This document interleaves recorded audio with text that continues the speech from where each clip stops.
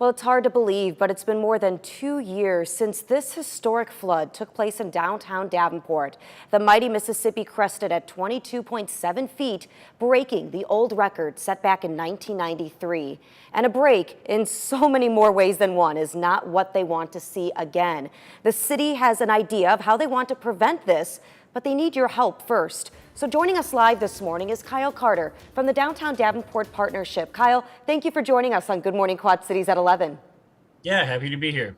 So more than 2 years later, and we're still showing the footage and talking about that historic flood. What sticks out to you the most about that day, and what have we learned in the years since? I think what sticks out to me about that day the most is just how people rallied to help each other out.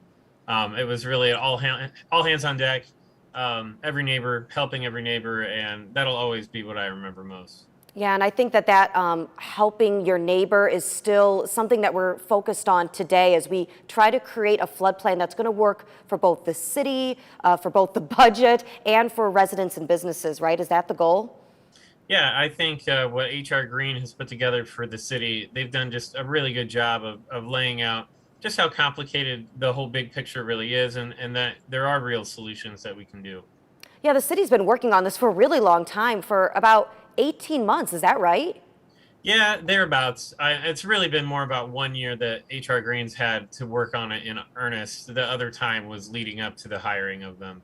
And does HR Green have experience in creating flood plans for communities? I've never heard of them before. Yeah, they have deep experience. They worked in Cedar Rapids. They've worked with folks on the East Coast. They have a really legit resume.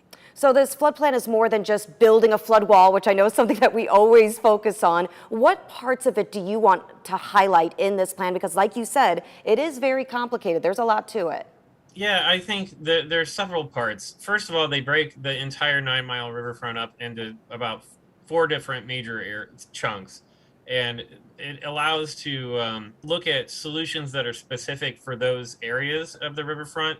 For instance, the space in downtown proper is different than what you need on the West End, is different what you need near the village. So they do a good job of breaking that up. And they also do a great job of pointing out that it's not a one-size-fits-all issue. There are different solutions, some underground that are more sewer, some that are above ground where there is berming or a wall similar to what's around Modern Woodman Park. But it's a collection of all of them sewn together. And we know it's going to be very expensive. It's also going to take a lot of time to do all of these things. And that's why you want to hear from the public what they think about this plan, right? Yeah, this is an opportunity for the public to really see where the process is at. The final version will be out this fall, but the survey people can respond to now.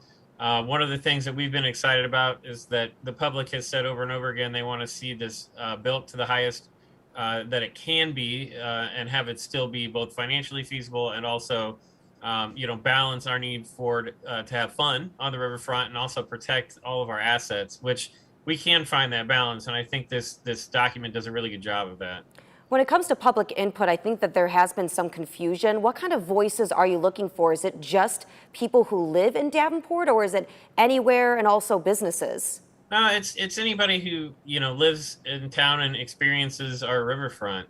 So it's a really broad spectrum of folks that we're looking to hear from. But the city has gotten a lot of feedback already, and HR Green's report is very far along, but not fully finished. So we really do encourage people to make sure they tune in at this point so they understand what's coming. Yeah, it's so important. The deadline to fill out this survey, September 15th, so it is coming up. After that, Kyle, what are the next steps?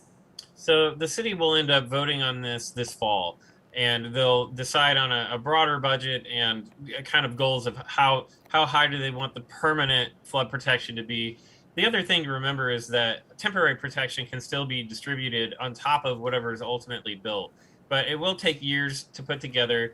The price tag on this is dramatically less than what Cedar Rapids was faced with. We actually have a much more doable program, I think, put in front of us. So that's good context to remember. All price tags look expensive when you're dealing with this stuff, but it's actually a lot less than what our neighbors had to deal with. Yep, so an important season coming up for our flood fight. Kyle, thank you for chatting with us, and good luck with this project. Yeah, we'll be working with everybody up and down the whole 9 miles on this and engaging with City Hall a lot. Yep, and we will continue to keep everybody updated. Kyle, thanks so much.